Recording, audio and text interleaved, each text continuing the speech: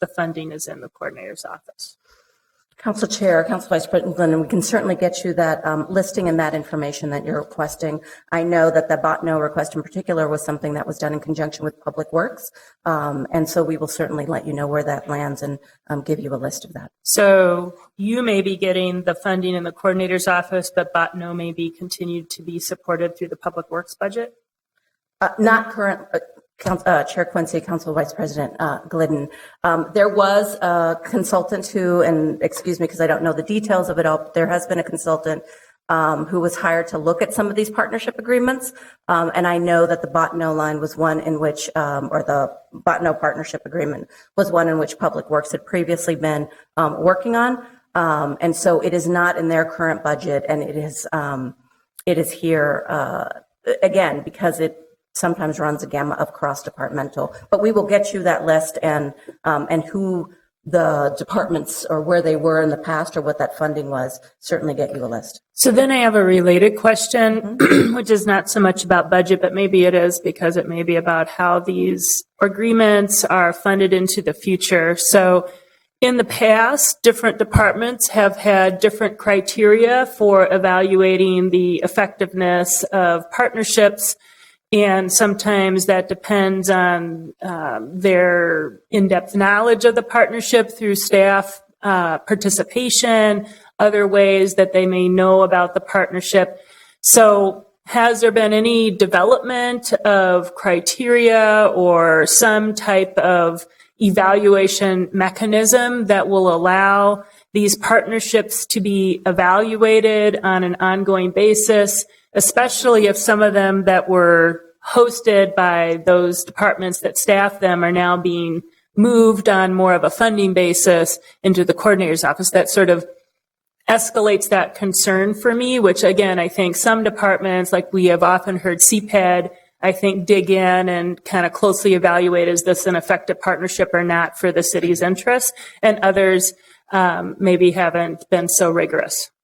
Chair Quincy, Council Vice President Glidden, I think that is a really good question. My understanding is that we are working on that in terms of really creating that and making sure that we're consistent across the enterprise.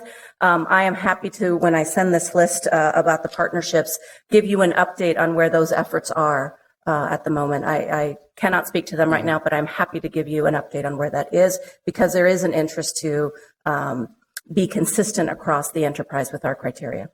Yeah, I think some of that consistency, I know we've talked about this for a number of years, is not just membership.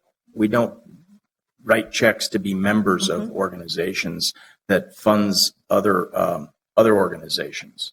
So I'd like to see in our partnership initiatives, as we're changing how we paper these projects up, I'd like to see them as consulting contracts. I'd like to see some sort of deliverable that we're getting for that investment. And in my view, that money should come at the end of that project or that work product, rather than seed money to help another organization do other stuff. I know that's, common kind of vernacular for something that's very consistent, something we've done for a long time. But as the Council Vice President had mentioned, sometimes it's in various departments, sometimes it's shown up in our IGR department, and we're just absorbing costs within the budget to belong to things, which is important because we are the region and the state's leader on so many of these initiatives. So we just want to make sure that we're handling it from a deliverable point of view, that we're getting something back in that return for that investment, and we can point to that as a dollar commitment and a value received. And that's more on how we write these agreements rather than partnership membership. Chair Quincy, we couldn't agree more. I believe that's why some of the reasons you're seeing some of these things end up in the coordinator's office. There is definitely a desire and I believe a real need to be more consistent across the enterprise on efforts such as these and others, so that we're not sending mixed messages, so that we do have criteria that is developed that can be used across the enterprise. And we will certainly give you that update. Thank you. The next enhancement has to do with working families. As the city is in the midst of studying proposals relating to workplace regulation, this request truly serves as a placeholder for the department to be tasked with administering, monitoring, and ensuring compliance with regulations. As we do not know where that is going to land yet, we wanted to make sure that we included that in the budget.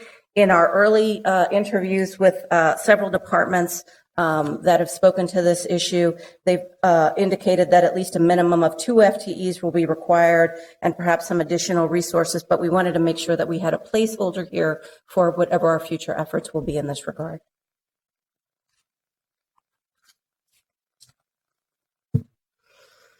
We have another enhancement, which we're terming Enterprise Communications and Community Relations enhancement. And really this speaks to, again, a desire to be more consistent with the use of our monies. As we saw, as the coordinator's office saw requests by several departments, even within the coordinator's department, to look at either expanding marketing efforts, at doing outreach, at reviewing how to best do community engagement. We really thought that the better approach versus doing individual earmarkings or individual monies, to departments within the coordinators, to really take a comprehensive look at what this means, to really assess community engagement needs across the enterprise, to provide tailored resources across the enterprise, and instead of providing similar monies to whether it is NCR, 311, or frankly, across the different enterprises, departments who are similarly looking for additional communications work, to kind of align that, bring that together, and provide a much more comprehensive approach to how we do community engagement.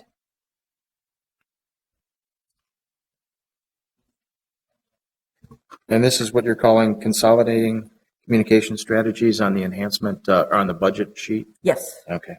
And it just words. I'm following along. Thank you. Council Vice President. She's using my tag. Oops, sorry. So,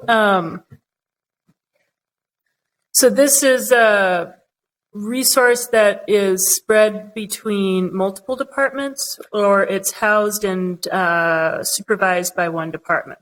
It is a resource that will be housed within the coordinator department, but it responds to requests as we were looking at our budget and figuring out what that looked like from the different coordinator internal departments. We saw similar themes, similar requests for either marketing or outreach or increasing community engagement efforts or figuring out translation of materials and so forth.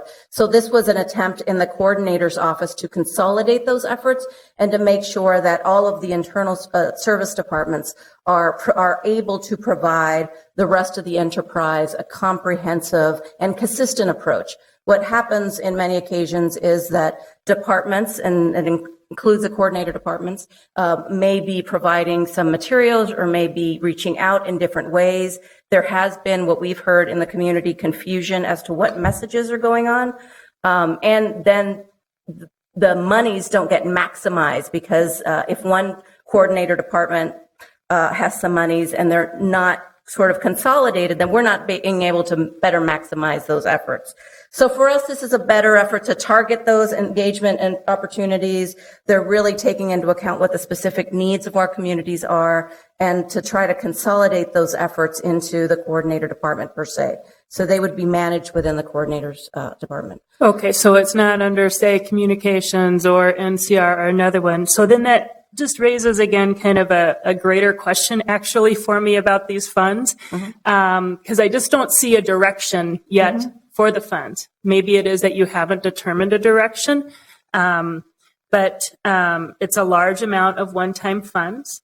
So, and when I say by direction, is this going to be as needed project by project resources, which seems like a lot of money for that? Is it going to be 60% focused on better aligning our translation and interpretation services and others for unique communication needs? I don't see any direction for quite a lot of money. That's one-time money, which again says it's kind of like, oh, we're trying some things this year and trying to determine a direction. So again, it seems like quite a bit for a one-time fund without a direction that's indicated in here. Chair Quincy, Council Vice President Glidden, I think that's fair, although part of this enhancement request really is to provide that community engagement and to assess the needs across the enterprise.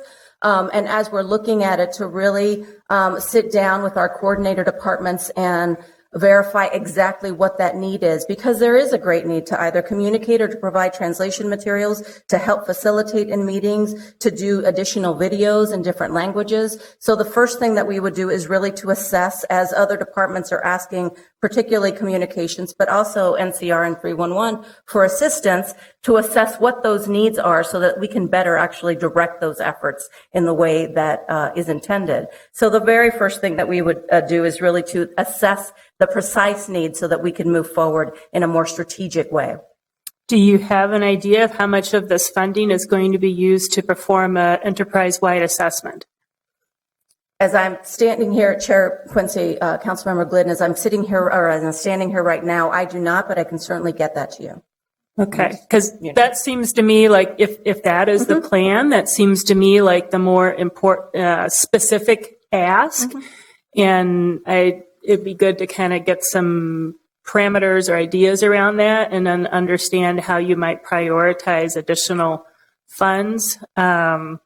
What's the direction for what is remaining from what you think is an estimate of how to perform that enterprise-wide assessment? Chair Quincy, Council Vice President Glidden, we will get you, we will follow up with where we think that alignment in that direction looks like, and an estimate of what we believe those costs are and how we believe the rest of those monies could be spent.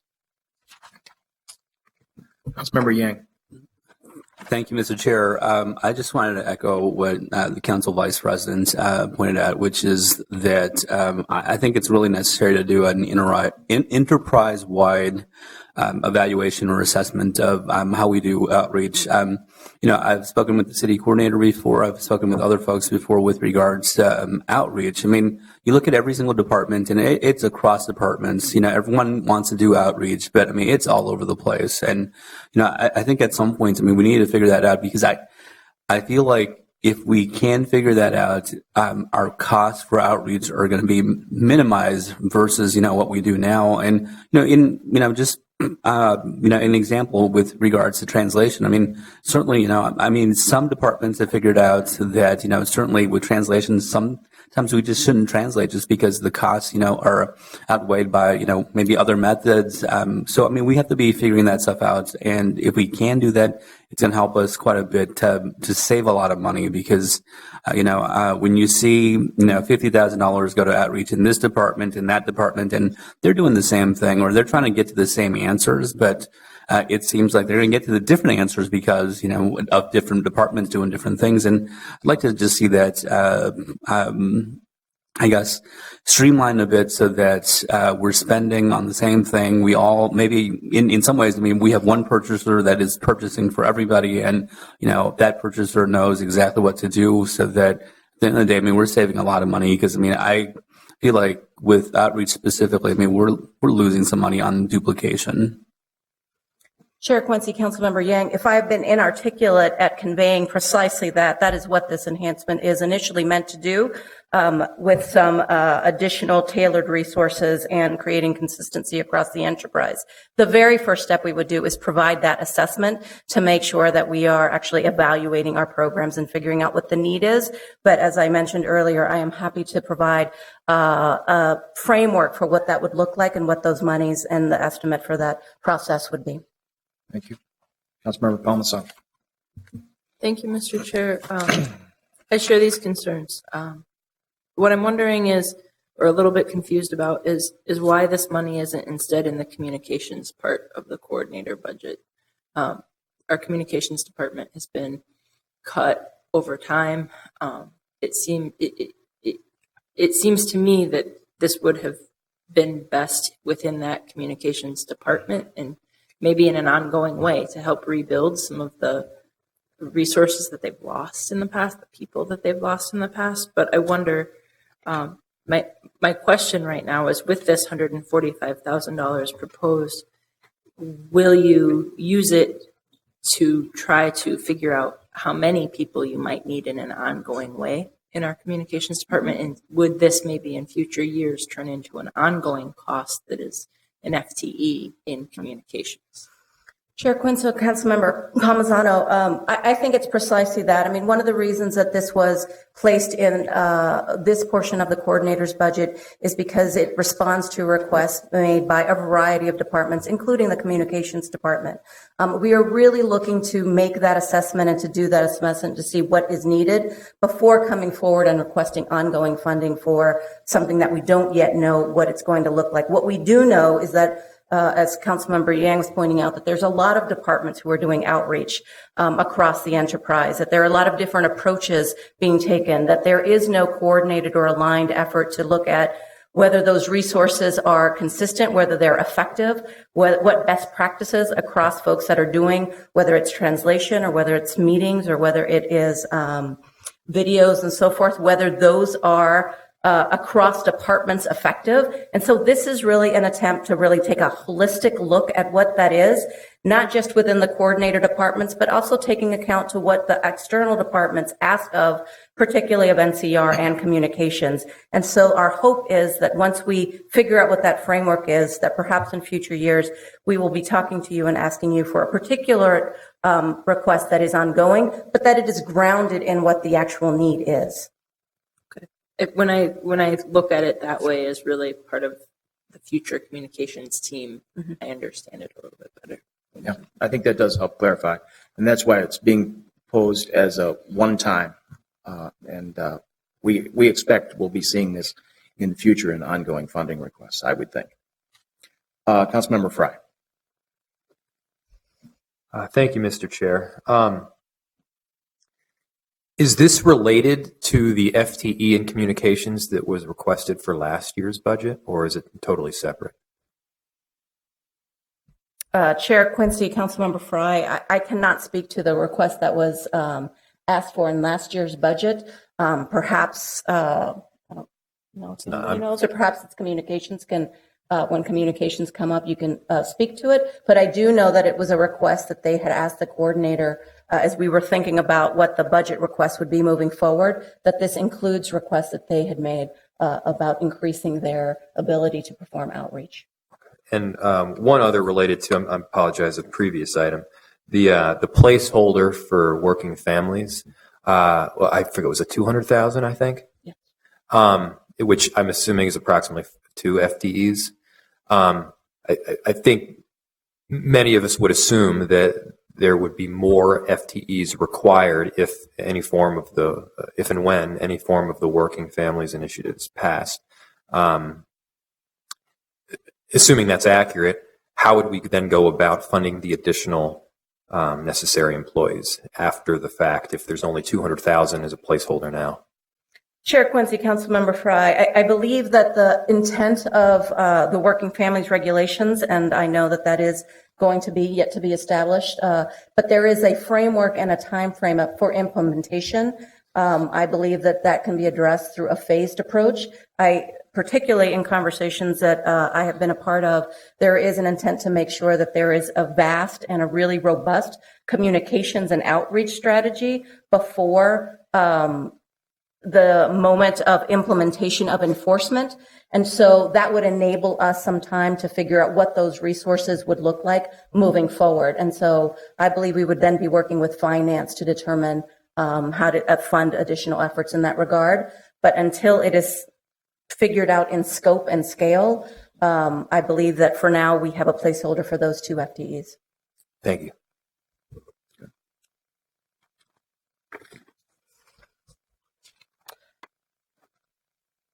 And so I move to another item, another program within the coordinator's budget. The I-Team or the innovation team was brought on to improve the capacity of the city enterprise to design and implement new approaches. The lens from which the I-Team is working, and they're meant to look at city programs and services through our racial equities teams, and really as I describe the I-Team, they're really the city's consultants, team to really help departments with initiatives, help them benchmark, help them look at it through data, help them with stock take as implementations move forward, and then move on to different initiatives. The current initiatives that they are working on right now is really focused on rental housing.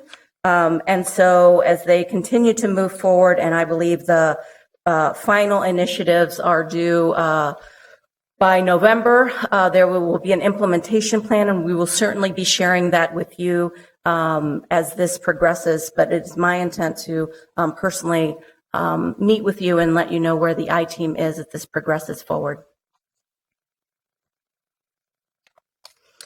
Another program within the coordinator's office is the equity and inclusion. We were fortunate enough in last year's budget to have 2 FTEs dedicated to this program, really looking at equity and inclusion throughout the city. And we have 2 people. One is inward facing, one is outward facing, and really focused on the promise zone and looking at the reduction of racial disparities throughout the city. And making sure, or certainly our efforts to make sure that neighborhoods prosper in key areas of safety, economic development, and overall livability.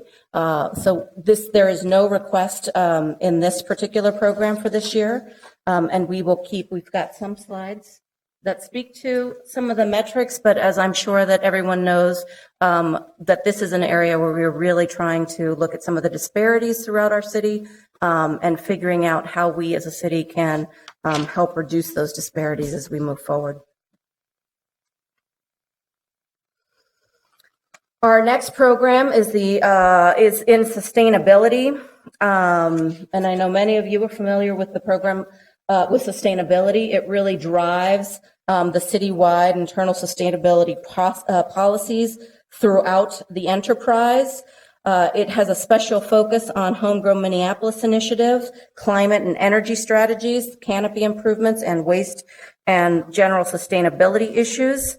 There are 2 enhancement requests in this area, an ongoing enhancement request and a one-time enhancement request that would provide resources that were recommended in the 2014 Energy Pathway Study and that had previously been approved by council.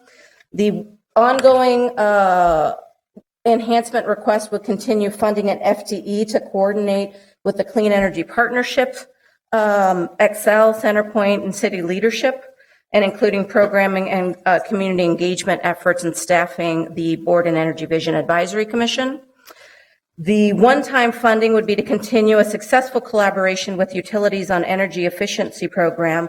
As some of you may know, there's about 25 to 30% of homes in Minneapolis that do not have insulation. The program that was launched successfully this fall was really looking at 2 areas. So if you meet minimum income requirements, you could get a visit from the Home Energy Squad to do a comprehensive energy audit. And the second approach was anybody who had that home energy audit could qualify for zero financing for insulation and air sealing. And this is to continue those efforts and collaborations in the community. Thank you. Our next program, and I'm coming to the end, I promise, is our Arts, Culture, and Creative Economy program. That mission is to leverage the creative sector throughout the city and towards strengthening social and economic growth as we continue to grow as the city of Minneapolis. There is an enhancement request here that is specifically aimed at the Creative City Roadmap. It is aimed at advancing the city's One Minneapolis goals and designed to test new community engagement strategies to serve underrepresented and underserved communities. The enhancement in particular would allow us to, and there are 2 enhancements, I suppose. There is a one-time and an ongoing request. It would allow us to better partner with city departments and our foundation partners to continue developing the roadmap, which I believe is wrapping up and should be ready for presentation in early 2016. And then rolling out and implementing the Creative City Roadmap that describes that community vision for how arts, culture, and creative economies meld with the city's planning over the next 10 years. Council Vice President. Okay, I just wanted to make sure it just went a little bit fast for me, and I was trying to look back at where the actual funding was articulated. So tell me again, which is the ongoing funding, and what would that funding amount be for? There is a there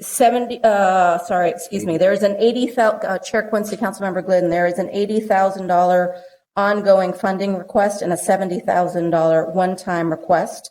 My understanding is that the ongoing funding would continue to provide monies for an FTE that we currently have within the city coordinator's office, who is helping to assist a program administrator who is helping with doing the helping engage community with the Creative City Roadmap, going out into community and putting this on the website, creating materials for the Creative City Road Mapping. So that would continue to be funded.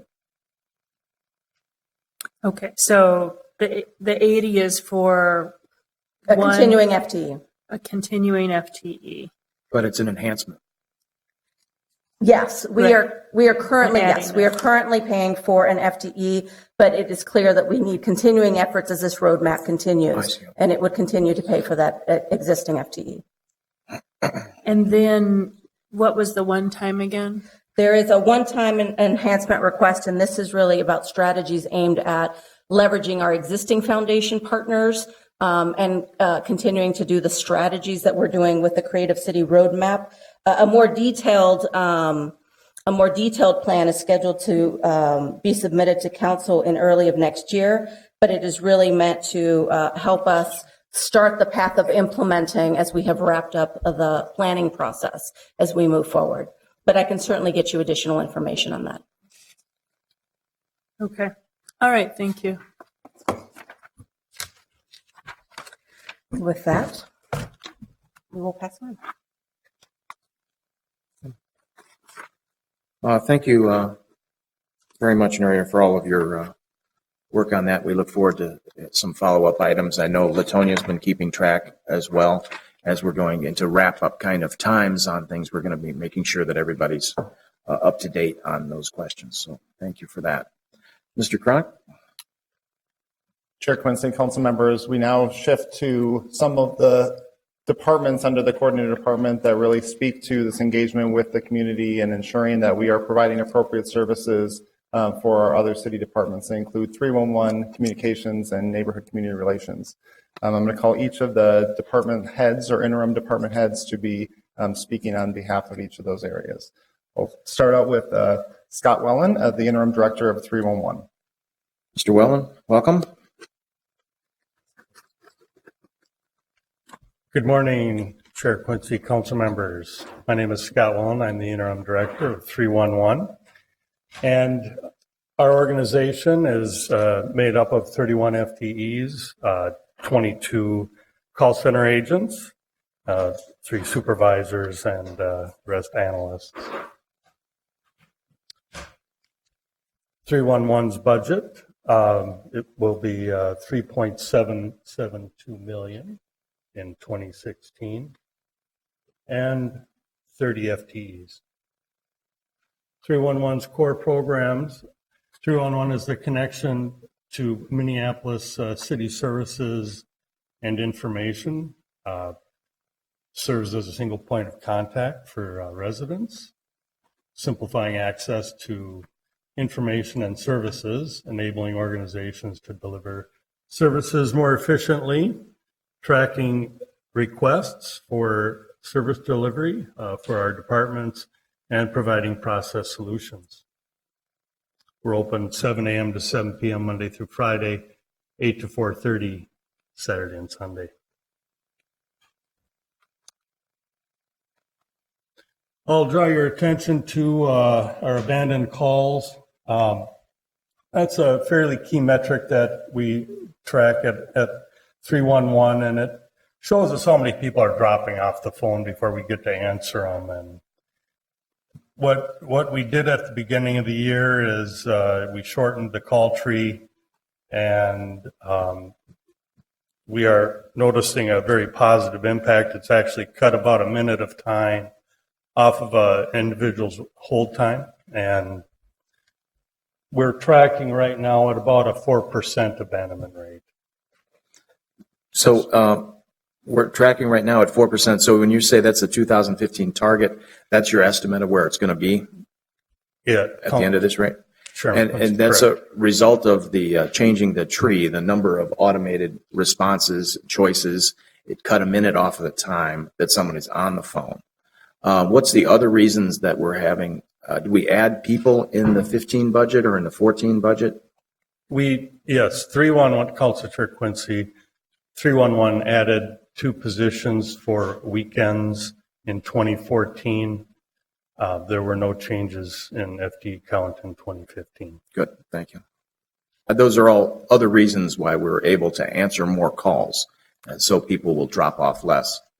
And then we also have the advent of some new technologies that I'm sure you're going to be going into as well. So we're serving more people, fewer people. What's that question? Chair Quincy, correct. So certainly the number of people that we're servicing is on the rise. So. That's what we want to know. And speaking to different channels that 311 utilizes, one of our focus points is utilizing technology available to residents, potentially through smartphones, computers. What you see here before you is a graph of the number of cases that are entered via either a smart device or the web, which is in the green there. That's the self-service component. And so we're looking to increase those. That translates to fewer phone calls and oftentimes routing these requests directly to the department without 311 being involved. So here's a slide showing a breakdown of the different types of channels that people utilize. In the blue are the actual phone calls. We're running about 307,000 calls. And also we receive voicemails, emails are on the rise. We almost doubled that number in 2014. And as you can see,